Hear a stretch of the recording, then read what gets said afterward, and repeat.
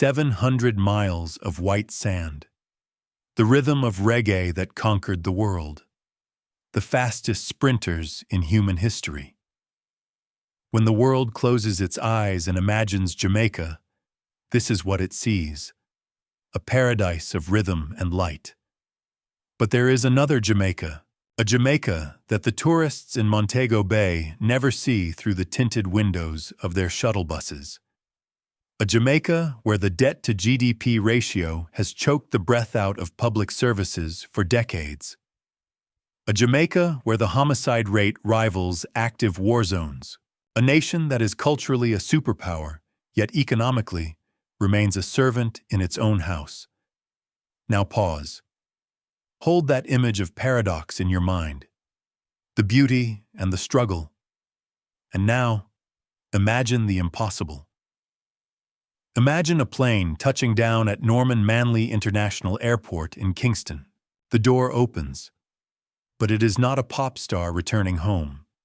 It is not a foreign diplomat coming to sign another loan agreement. The boots that hit the tarmac are dusty with the red soil of the Sahel. The beret is red. The face is young, stoic, and unsmiling. Imagine if Captain Ibrahim Traoré did not rule Burkina Faso, but instead took the helm of Jamaica. This is not a political broadcast. It is a thought experiment. It is a simulation of sovereignty. We are about to open a file that does not officially exist, a blueprint of what would happen if the doctrine of the Sahel collided with the reality of the Caribbean. Stay with us. This is more than a headline. It is a hinge in history. If this story resonates, if you are brave enough to ask the hard questions, show your support with a like, a comment, or a subscription. It means more than numbers. It keeps the story alive. To understand this simulation, we must first understand the connection. Why bring a leader from West Africa to the West Indies? Because the Atlantic Ocean is not a barrier. It is a mirror. On one side, the Sahel, fighting to break the chains of French influence. On the other side, the Caribbean, struggling to breathe under the weight of the IMF and the legacy of the plantation. The soil is different, but the scars are identical. The distinct struggle of the Caribbean has always been one of identity. A people stolen from Africa, building a culture that shook the world, yet often governed by systems that still answer to London or Washington or Brussels. So, Traoré walks into Jamaica House. He sits at the desk. He does not look at the tourist brochures. He does not look at the VIP guest list for the next jazz festival. He looks at the ledger. He looks at the map. In Burkina Faso, his philosophy was simple.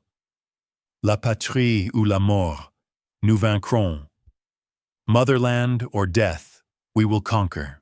It is a philosophy that puts the dignity of the local man above the comfort of the foreign investor.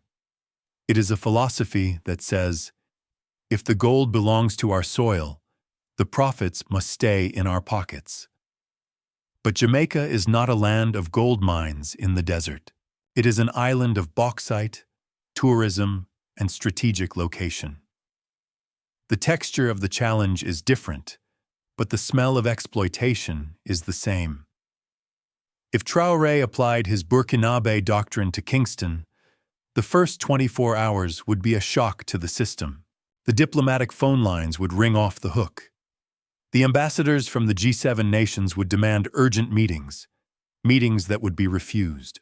The luxury resorts along the north coast, accustomed to operating like independent states within a state, would suddenly find inspectors at their gates, not asking for bribes, but asking for the books.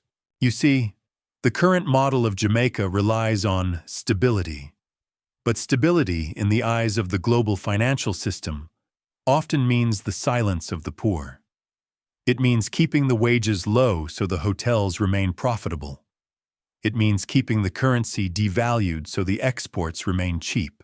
It implies that order is maintained not for the safety of the grandmother in Tivoli Gardens, but for the comfort of the cruise ship passenger in Ocho Rios. Traoré represents the shattering of that false stability.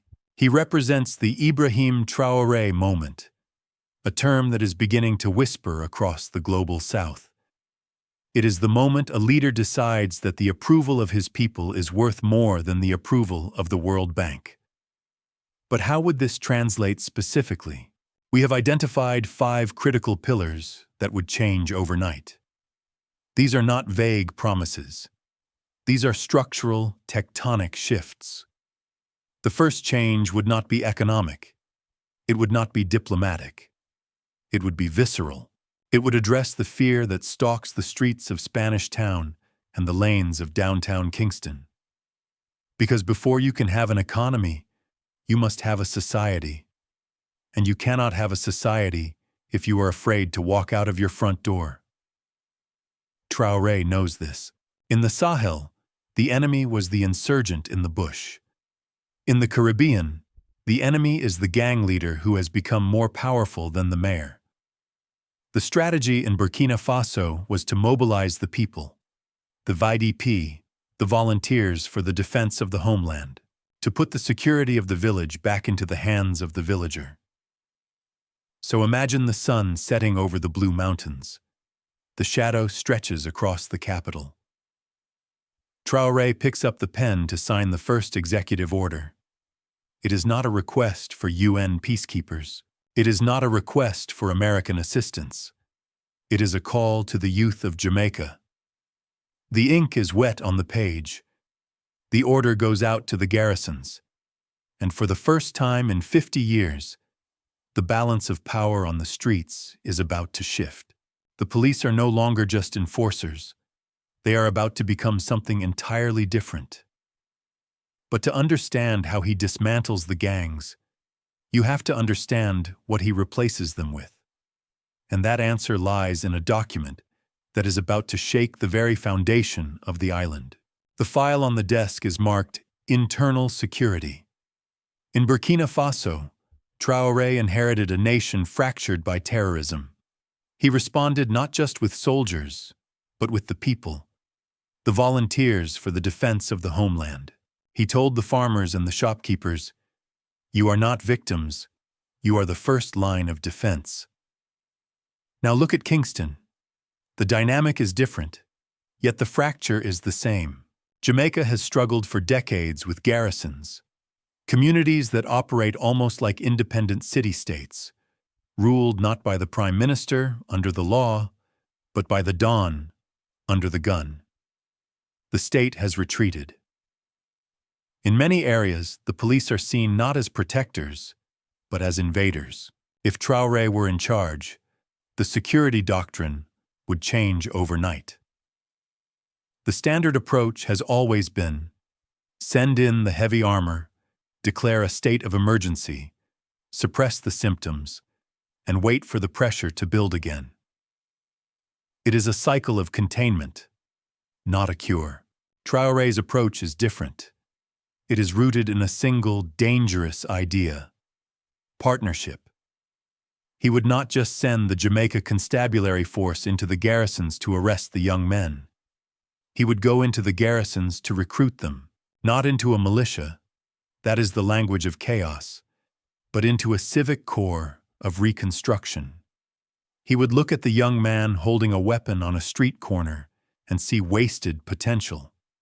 He would say, "The state offers you a uniform, a wage, and a mission.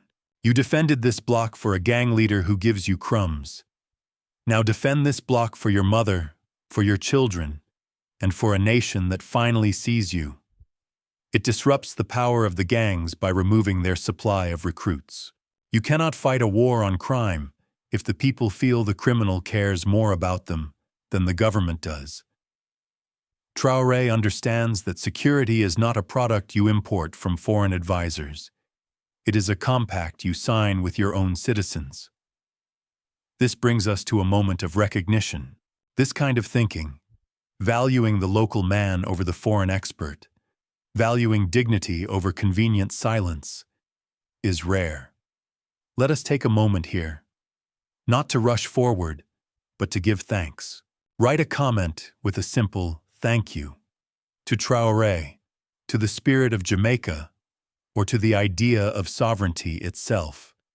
Gratitude is not a formality. It is recognition. It is dignity expressed in words. When you add your voice of thanks, you are not just engaging with a video. You are standing in solidarity with a story of freedom and pride. So before we continue, take this pause to comment your thank you. Together, those words become a beacon that shines far beyond the screen. With security reimagined, Traore turns his eyes to the second pillar, the one that shines brightest in the brochures, but casts a long shadow over the economy. Tourism. To the world, Jamaica is a paradise of all-inclusive resorts. High walls, private beaches, unlimited cocktails. But for many Jamaicans, those walls are the border of a country they are not allowed to enter.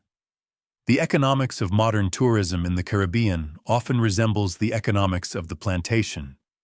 The capital is foreign, the management is foreign, the food is imported. And the profits? They do not stay in Kingston or Montego Bay.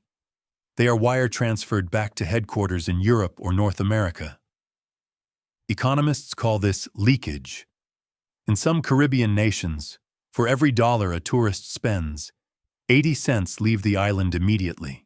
Traore would look at this model with the same cold scrutiny he applied to the French mining companies in the Sahel. He is not against business. He is not against visitors. But he is against the idea that a Jamaican should be a second-class citizen on their own coastline. Under the Traore Protocol, the tourism audit begins. The question changes from how many tourists can we bring to how much dignity does this bring us? He would likely demand that the supply chains be localized. You want to serve rice and peas in a 5-star hotel? You buy the rice from Jamaican farmers, not from Miami. You want to build a new wing for your hotel? You use Jamaican engineers, not imported contractors. And then there is the issue of access. In Burkina Faso, the land belongs to the people. In Jamaica, under this hypothetical administration, the fences that block the locals from the best beaches would face a bulldozer. Not literally destroying the industry, but symbolically tearing down the apartheid of leisure. Imagine the shockwaves in the boardrooms of the global travel giants. They would threaten to pull out. They would threaten to cancel the flights. They would say, "You will ruin the economy." And this is where the Traore reaction comes into play. A conventional leader would panic. They would offer tax breaks. They would apologize. But Traore, he would stand at the podium, perhaps in Sam Sharp Square, and ask a simple question. What is an economy for? Is it to serve the numbers on a screen, or to serve the people who walk on this soil? He would bet on the fact that the world loves Jamaica enough to come on Jamaica's terms. He would pivot from mass tourism to cultural tourism, owned by communities, not corporations. But as he redraws the map of the coastline, the real battle is brewing elsewhere. Because while tourism brings in the dollars, it is not the backbone of the island's industrial might. To find the true heart of the conflict, you have to leave the white sand beaches and travel inland, to the hills where the earth is blood red. Taking back a beach is one thing. Taking back the earth itself? That is an act of war against the global order. The red earth. In Burkina Faso, the red earth hides gold. In Jamaica, the red earth is the gold. It is bauxite, the raw ore of aluminium. For decades, ships have docked at Jamaican ports, their bellies hollow, waiting to be filled with the island's soil. They leave heavy with the raw material that builds the world's airplanes, cars, and skyscrapers. And what stays behind? A crater in the ground, a cloud of red dust covering the villages, and a royalty payment so small it barely registers on the national budget. This is the classic paradox of the global South. Rich lands, poor people. If Traoré sat in Jamaica House, the third file he would open would be the bauxite ultimatum. He has already shown his hand in Ouagadougou. He demanded that gold be refined at home. He demanded that the state take its rightful share. He looked at the mining contracts written by colonial ghosts and tore them up. In Kingston, the conversation would be brief. He would summon the executives of the multinational mining giants. There would be no pleasantries, no diplomatic biscuits. He would lay a new contract on the table. The terms would be simple. Refine it here or leave it in the ground. The logic is undeniable. Why should Jamaica export raw earth for pennies, only to import aluminium foil for dollars? It is the definition of economic insanity. Traoré would propose a partnership, yes, but a partnership of equals. He would demand that factories be built on Jamaican soil, powered by Jamaican energy, employing Jamaican engineers. The world would watch this with bated breath. We would see a global Ibrahim Traoré reaction, a mixture of shock from the establishment and electric excitement from the streets. The financial press would call it reckless nationalism. They would warn that capital is a coward, that it flees from uncertainty. But the people would see it as the first time someone stood between them and the excavation trucks. Before we reveal the next chapter, which is perhaps the most powerful assertion of sovereignty you will ever hear, I want to pause and speak directly to you. If this channel has moved you, if these stories are touching something deep in your spirit, then consider becoming a member. Not for exclusive content or perks, but because supporting this channel is directly supporting narratives that mainstream media refuses to tell. Every membership is a vote for the African Changes mission. Every member becomes a co-creator of the revolution we are documenting. Join us. Stand with the principle that African wealth, whether on the continent or in the diaspora, belongs to the people. With the resources secured, the pressure would mount. You see, when you touch the tourism industry, you annoy the travel agencies. But when you touch the mining industry, you threaten the supply chains of the military-industrial complex. The pushback would be immediate. Threats of lawsuits in international courts. Threats of sanctions. The whisper of regime change. This is where the character of the leader is tested. A politician looks at the next election and folds. A revolutionary looks at the next generation and holds the line. Traoré's strength in the Sahel has been his ability to look the West in the eye and say, "We are not enemies, but we are no longer servants." He would likely turn his attention to the cockpit country, an ecological sanctuary that sits atop massive bauxite reserves. The old regime debated, do we protect the water or do we sell the ore? Traoré's answer would be absolute. You cannot drink money. Sovereignty is not just about who owns the mine. It is about who owns the future.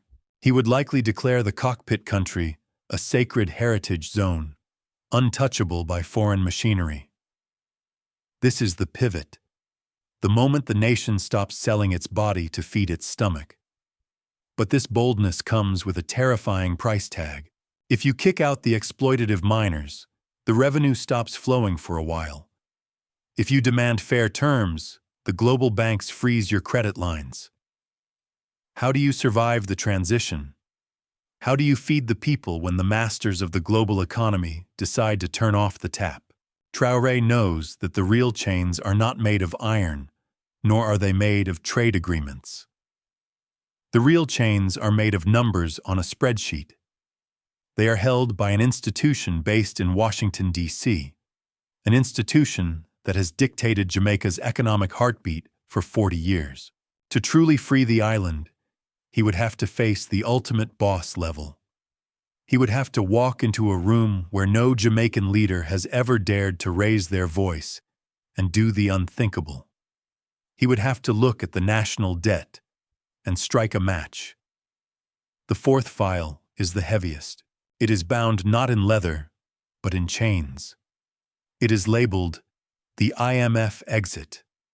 For 40 years, Jamaica has been the star pupil of the International Monetary Fund. It has done everything asked of it. It has cut spending on schools.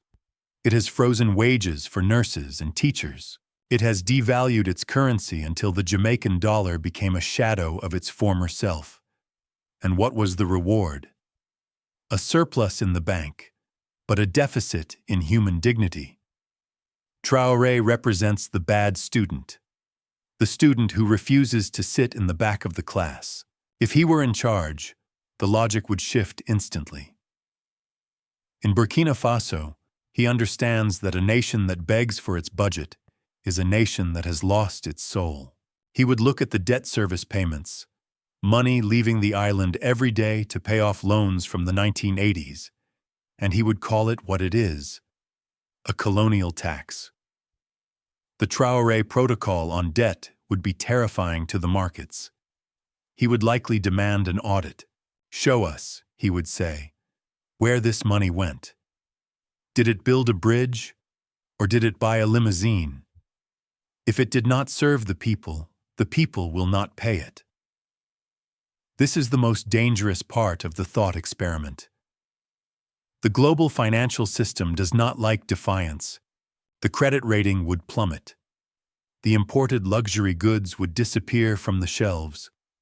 The price of petrol might spike. And here is where the truth must be told. It would not be easy. The road to sovereignty is not paved with comfort. It is paved with sacrifice. Traoré would have to go on national television, look into the camera, and tell the Jamaican people the hard truth.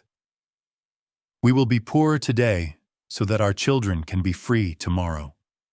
He would ask for a sacrifice that no politician has dared to ask for since the days of Michael Manley. But he would offer something in return: the promise that the belt tightening is for us, not for them. Now let us turn this story into a shared moment. Write in the comments where you are watching from. Your city, your country, your corner of the world. The African Change will read them with gratitude, and we send to each of you a heartfelt wish. May your journey be filled with dignity, hope, and light. This is more than a video.